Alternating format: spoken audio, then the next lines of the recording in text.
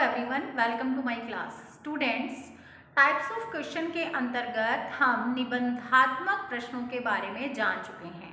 निबंधात्मक प्रश्नों के गुण विशेषताओं के बारे में मैंने आपको बता दिया था और इसके साथ ही मैंने आपको बता चुकी हूँ निबंधात्मक प्रश्नों की क्या क्या सीमाएं हैं, क्या दोष हैं, क्या कमियां हैं।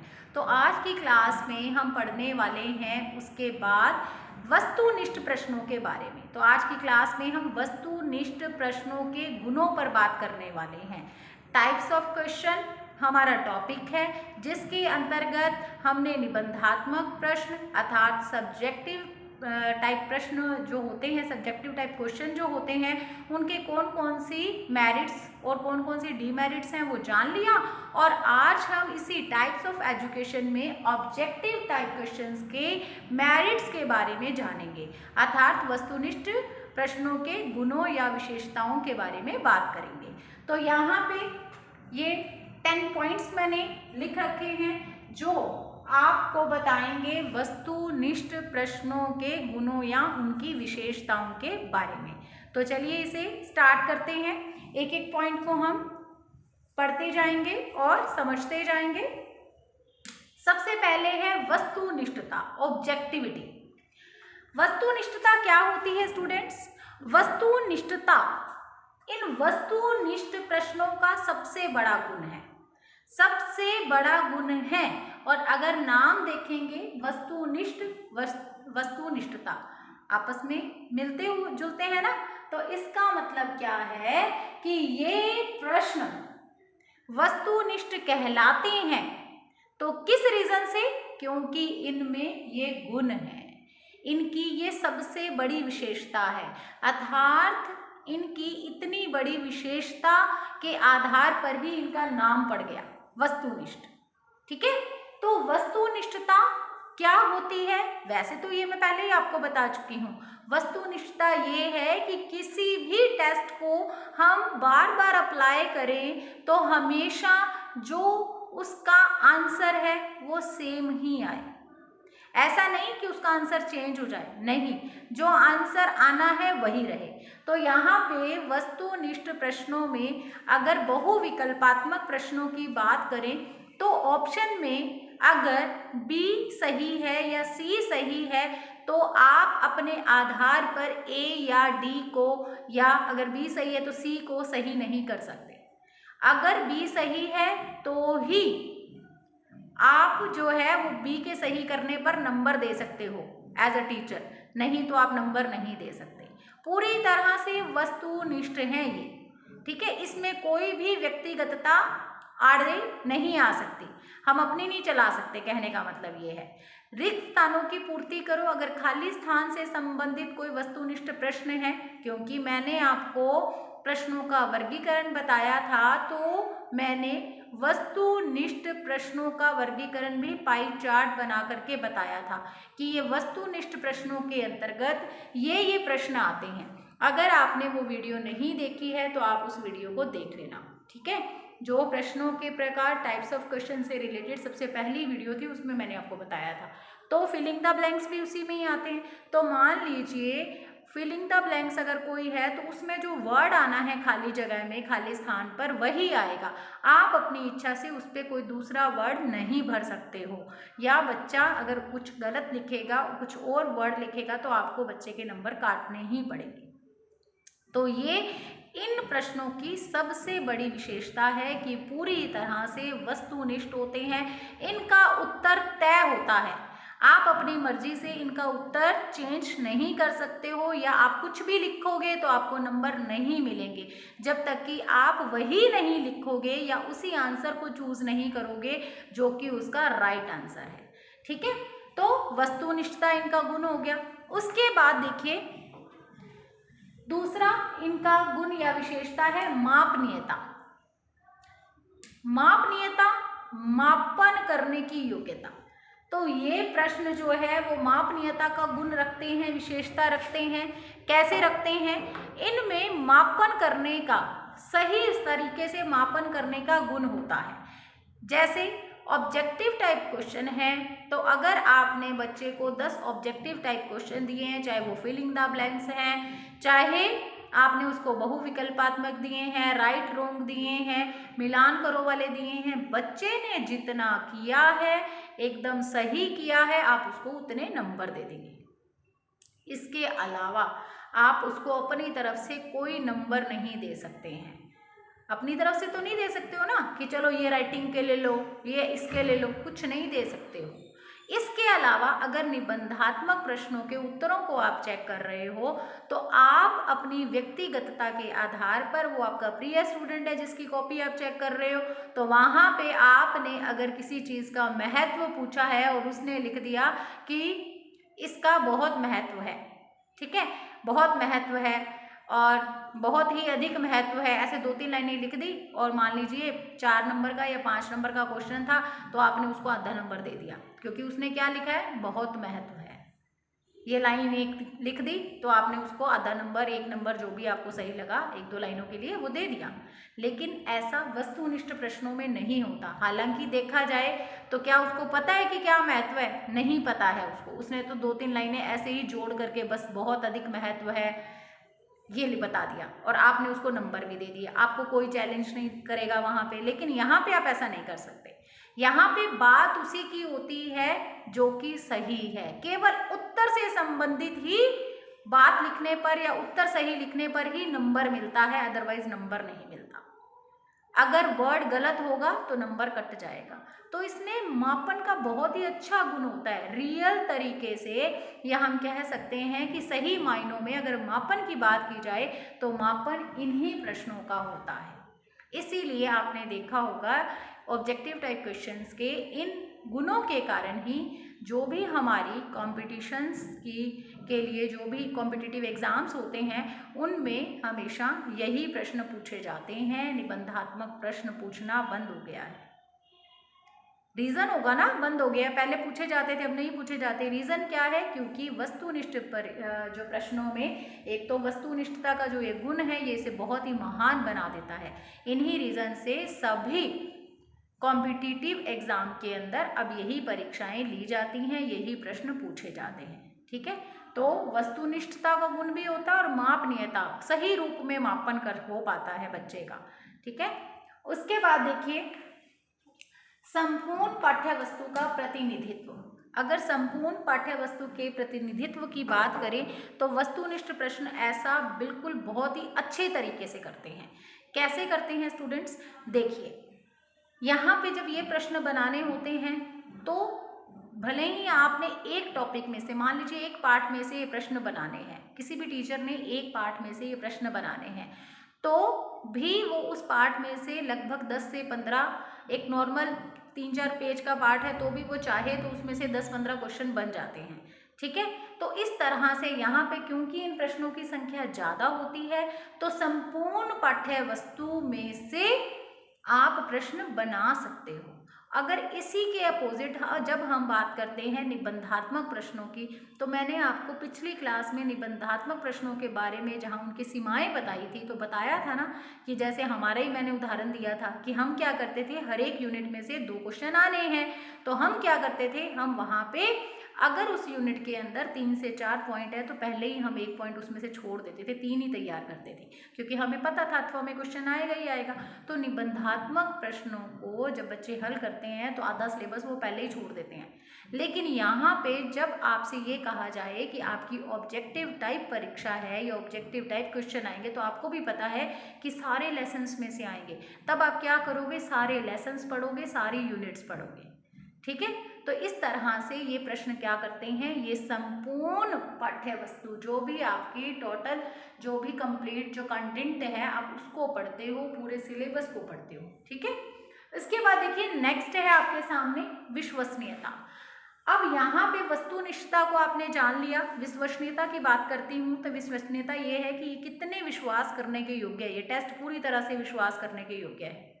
आपने अगर इन टेस्टों को या इन प्रश्नों को किसी एक टीचर से चेक करवा लिया ना तो ऐसी ज़रूरत नहीं है कि उसको दोबारा से रीचेकिंग करना पड़ेगा, नहीं, ज़रूरत ही नहीं है, क्योंकि यहाँ पे शिक्षक की व्यक्तिगतता आड़े आती ही नहीं है।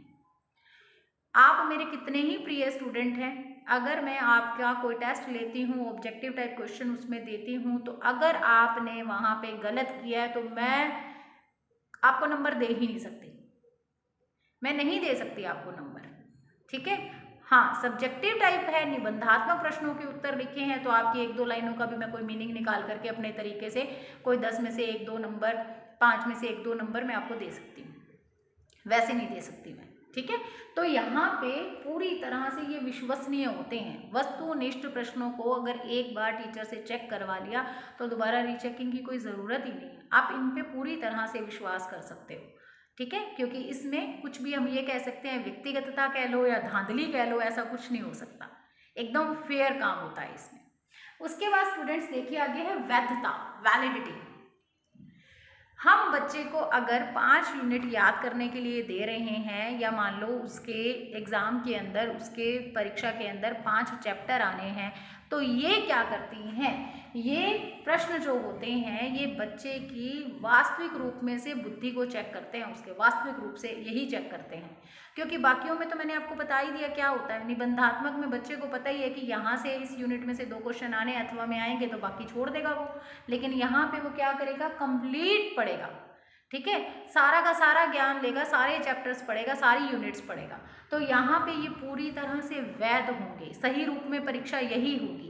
क्योंकि जब हम बच्चे को सारे चैप्टर्स पढ़ा चुके हैं तो परीक्षा में बच्चे को भी सारे चैप्टर, सारी यूनिट्स दोबारा से पढ़नी चाहिए, तैयारी करनी चाहिए, संपूर्ण ज्ञान लेना चाहिए। तो ये प्रश्न जो है या ये परीक्षा जो है बच्चे को मजबूर करती है ऐसा करने के लिए, तो ये पूरी तरह से वैध है। इसके द्वारा हम बच्चे की बुद्धि को, वैधता क्या होती है, वैधता होती है कि जो टेस्ट हम बच्चे पे अप्लाई कर रहे हैं, जो बच्चे से प्रश्न पूछ रहे हैं, वो हम बच्चे के व्यक्तित्व के जिस गुण को चेक करने के लिए पूछ रहे हैं उस गुण को चेक करने वाले होने चाहिए। तो ये प्रश्न पूरी तरह से वैध होते हैं। ये बच्चे के व्यक्तित्व के सभी पक्षों को देखते हैं, उसकी बुद्धि को चेक करते हैं, उसके अवबोध को चेक करते हैं, उसकी कुशलता को चेक करते हैं, उसकी उस टॉपिक के प्रति क्या सोच है, अभिवृत्ति है, उसको चेक करते हैं, उसकी रुचि का मापन करते हैं, उसकी क्रिएटिविटी का मापन करते हैं। इस तरह से ये पूरी तरह से वैध होते हैं।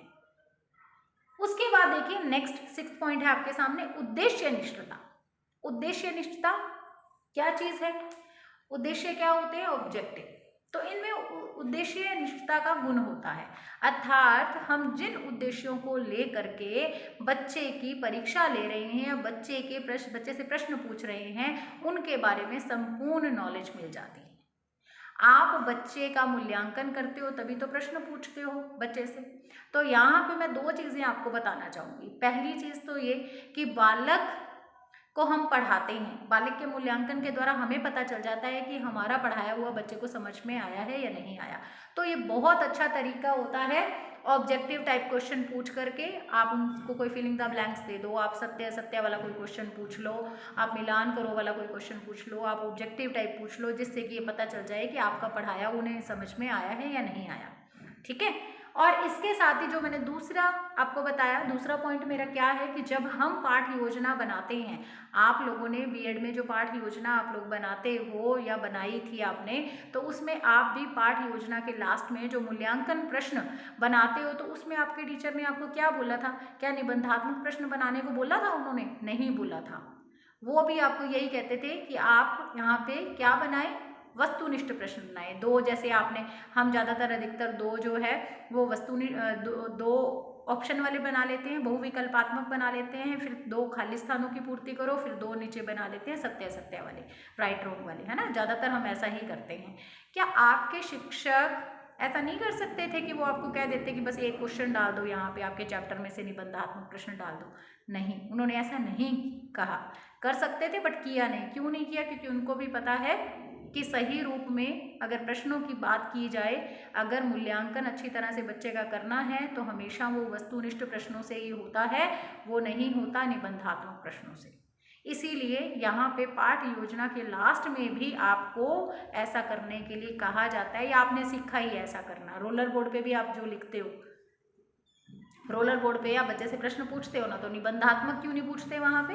क्योंकि वो पूछे नहीं जाने चाहिए।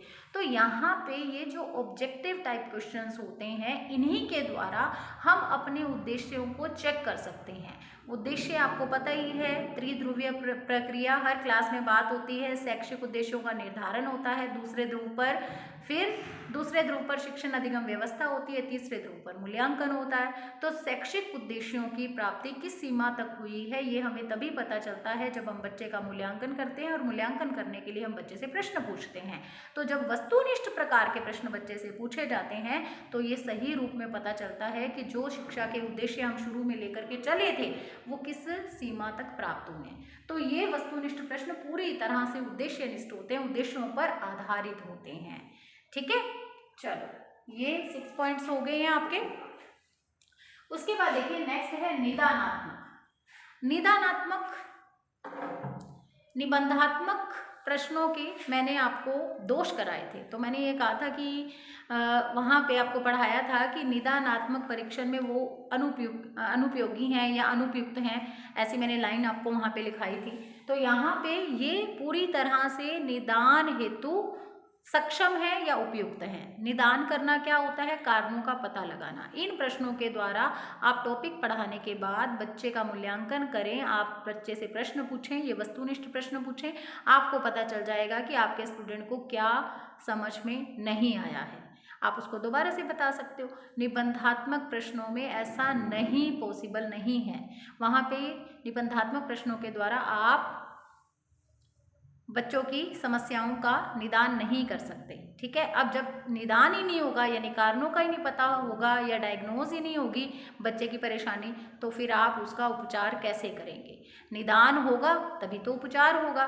तो निदान ही नहीं हो पाता, कारणों का पता ही नहीं चल पाता, हमें पता ही नहीं चल पाता कि हमने जो बच्चे को पढ़ाया है वो बच्चे ने कितना सीखा है, या फिर बच्चे को अधिगम में कहाँ परेशानी आ रही है, कहाँ समस्या आ रही है, उसे क्या समझ में नहीं आया, जिससे कि हम उसकी हेल्प करें, उसको दोबारा से बता दें।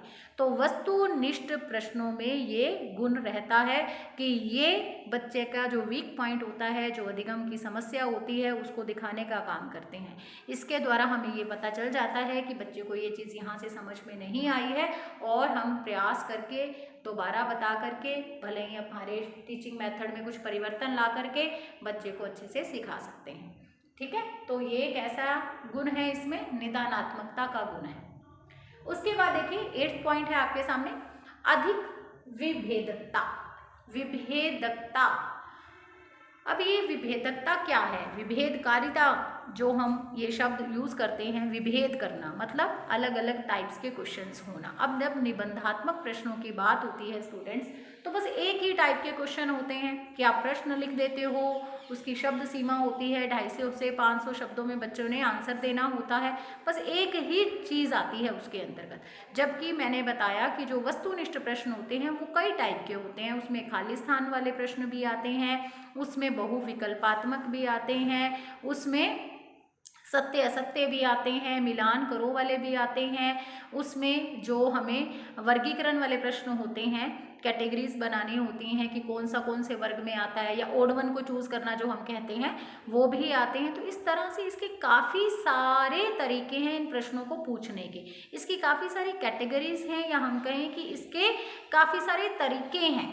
लेकिन निबंधात्मक प्रश्नों को पूछने का, या उसमें हम कह सकते हैं कोई विभेदकता का गुण नहीं है। उसमें तो बस एक क्वेश्चन लिख दो और फिर बच्चा जो है उस क्वेश्चन का आंसर लिखता रहेगा, पेज भरता रहेगा, लंबा आंसर होता जाएगा। लेकिन इसमें नहीं होता। इसमें क्या होता है? विभेदकारिता का गुण होता है वस्तुनिष्ठ प्रश्नों में।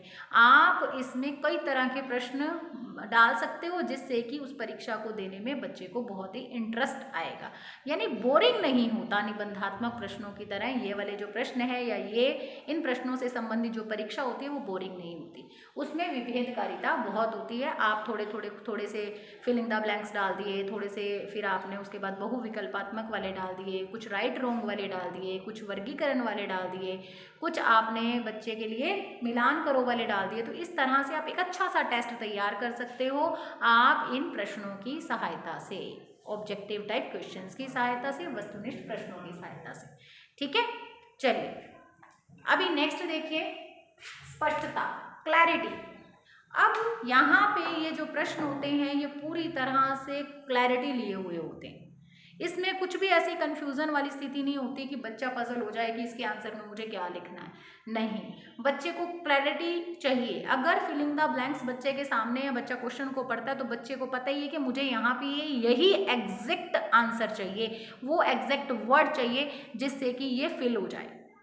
अगर बच्चा ऑब्जेक्टिव टाइप क्वेश्चन यानी बहु विकल्पात्मक प्रश्न कर रहा है तो उसको ये पता है कि चारों में से मुझे बेस्ट वन क्या, मुझे केवल उसी को ही ढूंढना है चारों में से जो बिल्कुल राइट है।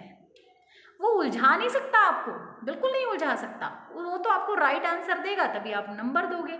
तो उस पर भी एक प्रेशर होता है कि उसको उन चार में से, या फिर अगर खाली स्थान है तो उसको उसके भरने के लिए, उसको या उसकी पूर्ति के लिए एकदम राइट वर्ड चाहिए, एग्जैक्ट वर्ड चाहिए। वो घुमा नहीं सकता आपको, जैसे निबंधात्मक प्रश्नों में वो करता है। निबंधात्मक प्रश्नों के उत्तरों में मैंने बताया ही आपको वो क्या करता है। महत्व पूछा है तो बहुत अधिक महत्व है, बहुत ज़्यादा महत्व है, ऐसी ही लाइनें बना देता है, आगे चाहे कुछ आता ही ना हो। लेकिन ऐसा इसमें नहीं होगा, ठीक है। बिल्कुल पूरी तरह से क्लैरिटी लिए हुए ये प्रश्न होते हैं। बच्चा क्वेश्चन पढ़ते ही समझ जाता है, उसको बार बार ऐसे एक्सप्लेन करने की ज़रूरत नहीं होती कि इसमें तुम्हें ये लिखना है, फिर ये लिखना है, फिर ये लिखना है, फिर ये लिखना है। नहीं, कुछ बताने की ज़रूरत नहीं होती, एकदम क्लैरिटी वाले ये क्वेश्चंस होते हैं, ठीक है। उसके बाद देखिए लास्ट पॉइंट है आपके सामने, अंकन में सुगमता, यानी इन्हें चेक करना बहुत ही आसान होता है। हाँ, तो स्टार्टिंग में मैंने आपको बताया इनमें मापन का गुण है मापनीयता। सेकंड पॉइंट मैंने आपको अभी बताया था, इससे पहले सेकंड पॉइंट पढ़ाया था जब, कि इसमें सही रूप में मापन हो जाता है बच्चे का, बच्चा कहाँ स्टैंड करता है ये पता चल जाता है, क्योंकि इन प्रश्नों के उत्तरों को जांचना बहुत ही आसान होता है। बच्चे ने प्रश्न का उत्तर सही लिखा है तो आप बच्चे को नंबर दे देंगे, खाली स्थान में सही वर्ड भरा है तो आप बच्चे को नंबर दे देंगे, नहीं तो आप नंबर काट लेंगे। तो ये समझ लो कि चुटकियों का खेल है, ये तो चुटकियों का खेल है, ये बहुत आसान होता है इसमें अंकन करना, मार्किंग करनी बहुत ही इजी होती है। तो इस तरह से अंकन में क्या है, बहुत ही सुविधा रहती है, बहुत ही आसानी रहती है, बहुत ही सुगमता रहती है, इजी है इनकी मार्किंग करना, ठीक है। अब एक नज़र फिर से वस्तुनिष्ठ प्रश्नों के गुण और विशेषताओं पे डाल लेते हैं। वस्तुनिष्ठता पहला गुण है, फिर है मापनीयता, संपूर्ण पाठ्य वस्तु का प्रतिनिधित्व करते हैं ये, विश्वसनीयता, वैधता, उद्देश्यनिष्ठता, निदानात्मकता, अधिक विभेदकता, स्पष्टता और अंकन में सुगमता। तो स्टूडेंट्स ये हो गए हैं आज की क्लास में हमारे वस्तुनिष्ठ प्रश्नों के गुण या विशेषताएं। तो ये प्रश्नों के प्रकार टाइप से रिलेटेड आपकी ये आज हो गई है 4th क्लास। पहली क्लास के अंदर मैंने आपको प्रश्न कितने प्रकार के होते हैं पाई चार्ट के द्वारा वो बताया था। फिर दूसरी क्लास में हमने निबंधात्मक प्रश्नों के गुणों के बारे में जाना। फिर तीसरी क्लास में हमने निबंधात्मक परीक्षा के सीमाएं कह लो, दोष कह लो, कमियां कह लो, उसके बारे में जाना। और उसके बाद आज की क्लास में, यानी ये 4th क्लास है हमारी, तो इसमें हमने पढ़ लिया वस्तुनिष्ठ प्रश्नों के गुण या विशेषताओं के बारे में, ठीक है। और इसके बाद क्योंकि मैंने आज आपको गुण या विशेषताएं तो पढ़ा दी हैं, तो अब आगे आपको पता ही है सिक्के के दो पहलू हैं, गुण पढ़े हैं तो दोष भी पढ़ने हैं, विशेषताएं पढ़ी हैं तो कमियां भी पढ़नी हैं। तो जो सिक्के का दूसरा पहलू है अर्थात वस्तुनिष्ठ प्रश्नों की जो कमियां हैं, दोष हैं, सीमाएं हैं, उन पे भी बात की जाएगी। पर बात कब की जाएगी? नेक्स्ट क्लास में की जाएगी, ठीक है। तो आज की क्लास में स्टूडेंट्स इतना ही है आपके लिए। अब हम मिलेंगे नेक्स्ट क्लास में, ओके। आपने क्या करना है, पढ़ते रहना है। और अगर जहाँ पे आपको ये लगे कि कुछ भी समझ में नहीं आ रहा, तब आप कांटेक्ट कीजिए, आपको आपके प्रश्न का उत्तर डेफिनेटली मिलेगा, ठीक है। तो मिलेंगे नेक्स्ट क्लास में। God bless you.